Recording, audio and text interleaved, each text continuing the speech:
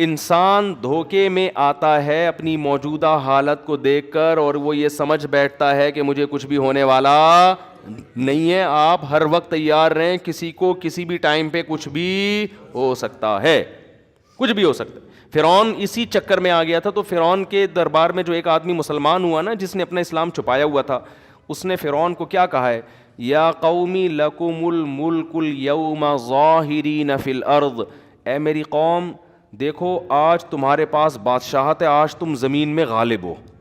اچھا وہ یہ شو کر رہا ہے میں تمہارا ہی میں صحیح ہوں, لیکن موسیٰ کی بات کو تھوڑا سا غور کر لو, یعنی اتنا بھی رد نہ کرو کہ بس جو موسیٰ کا آپ سننا ہی نہیں ہے, سن تو لو نا, ایک دفعہ سن تو لو کیا کہہ رہا ہے. تو وہ ایک حکمت کے ساتھ تبلیغ کر رہا ہے نا. اگر وہ یہ شو کر دے میں تو موسیٰ پر ایمان لے آیا, پھر تو کوئی بات سنے گا ہی نہیں. تو وہ یہ شو نہیں کر رہا کہ میں موسیٰ پہ ایمان لایا ہوں, وہ کہہ رہا ہے بھائی ہم کو یہ چاہیے کہ ہم غور کر لیں کہ موسیٰ کی بات کو سیریس لے کے ایک دفعہ غور کریں, اگر اس کے بعد غلط لگتی ہے تو ریجیکٹ کر دیں. لیکن یہ جو کہہ رہا ہوں سننا ہی نہیں ہے. آپ نے دیکھا ہوگا تبلیغ والے کسی کے گھر جا کے دروازہ بجائے نا, یہ دین ہمارے اندر آ جائے اور ہم نے کلمہ پڑھا ہے, بہت لوگ لفظ سننا پسند نہیں کرتے. یہ ٹائم ویسٹ نہیں کرو ہمارا, نکلو یہاں سے. بھائی آپ نہیں جاؤ, تھوڑی دیر سن لو, کبھی اکیلے میں بیٹھ کے شاید غور کرنے کی توفیق مل جائے. یار کوئی بندہ کوئی بات کہہ کر گیا ہے, ایسا تو نہیں وہ صحیح کہہ کے گیا ہو. جو آدمی سننا برداشت نہیں کرتا نا, اللہ اس کو کبھی ہدایت نہیں دیتے. جو اپنے بارے میں یہ فرض کر لینا کہ میں بالکل صحیح ہوں, مجھے کوئی سمجھائے نہیں, مجھے کوئی نصیحت ہی نہیں چاہیے, سمجھ لو اس کی تباہی یہاں سے شروع ہو گئی. اور جو آدمی اپنے کان کھلے رکھتا ہے, یار کوئی بات میرے فائدے کی اگر بتاؤ تو میں سنتا ہوں, ٹھیک ہے میری سمجھ میں نہیں آئی تو میں اس کو مسترد کر دوں گا. تو یہ وہ لوگ ہوتے ہیں جن میں تکبر نہیں ہوتا. بعض خطیب ہوتے ہیں, آپ ان کو جا کے بتانا چاہو نا سر آپ نے بیان میں نا مجھے تم کون ہوتے مجھے سمجھانے والے, سمجھ لو اب یہ غلطیاں کرنا شروع کرے گا, اب یہ پھینکتا رہے گا اور یہ برباد ہو جائے گا. تو جس آدمی نے اپنا لچک رکھی ہوتی ہے کہ بھائی میرے میں کوئی غلطی ہو تو بتا دو, تو ٹھیک ہے وہ غلطی نہ مانے لیکن سن لے, غور کر لے. اسی طرح ایک گزارش کروں گا آپ لوگوں سے, جب بیوی آپ کی آپ کو بولا کرے نا آپ کے اندر یہ خرابی ہے, مرد میں گڑبڑ یہ ہوتی ہے وہ سنتا نہیں ہے.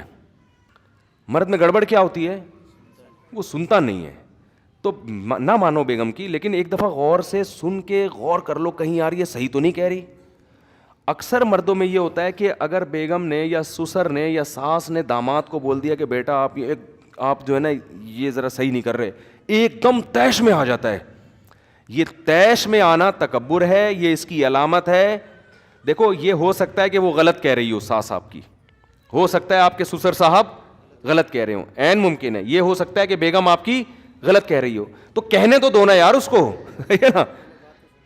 سن لو یار, آرام سے سن لو, بولو اچھا غور کروں گا میں.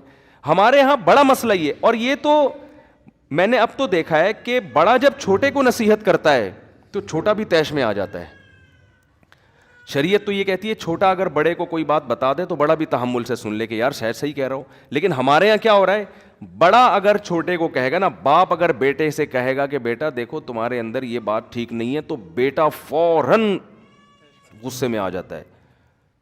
تو یہ اگر آپ نے اپنے آپ کو یہ سمجھ لیا ہے کہ آپ برائی پروف ہیں, آپ برے ہو ہی نہیں سکتے, آپ غلط ہو ہی نہیں سکتے, تو بھائی آپ ٹھیک ہو کے بھی پھر غلط ہو.